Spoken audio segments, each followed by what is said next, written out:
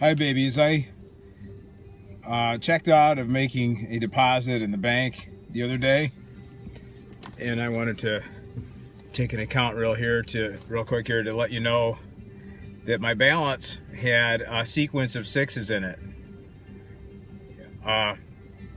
So in these times that have become so perilous, I wanted to admonish you in regards to prophetic paranoia. And I know that in the evangelical camps, in charismatic company, it's real easy to go down the road mentally, or in fellowship, where the devil's out to get you. You better see about indulging in a little prayer and fasting, because you've got an assignment from hell on you. Look at the sixes in your bank account statement.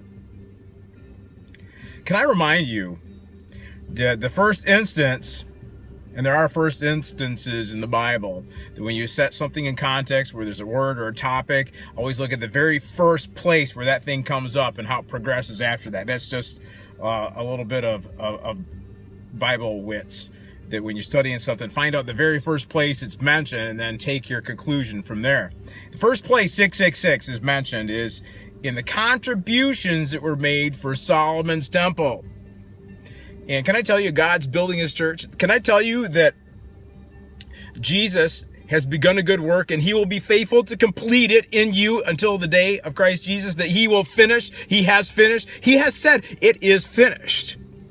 So contributions and self-effort and your little efforts and your little contributions and your little prayer and fasting and your little church attendance and tithing and the cheese, macaroni and cheese, or the deviled eggs, or whatever it is that you bring to your potlucks, knock yourself out. But contributions aren't needed, babies. And with 666, I mean, let's graduate from a little bit of that prophetic paranoia, because that simply means we can't rely on self-effort anymore. That simply means that your contributions are irrelevant. And that's offensive to some people, because they always want to add something. They want something in it to point to and to bring glory to their own efforts and to what they pulled off. And God doesn't allow that, because he did it single-handedly. Jesus was on the cross and he said, "It is finished."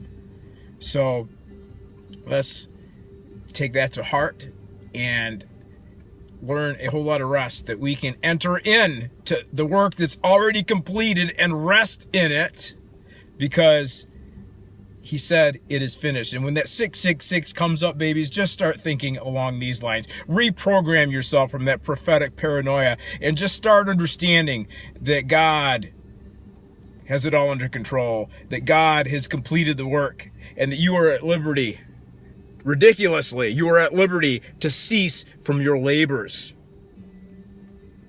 Perilous times are upon us, babies, but it's just a big, fat, wide opportunity for ridiculous measures of rest.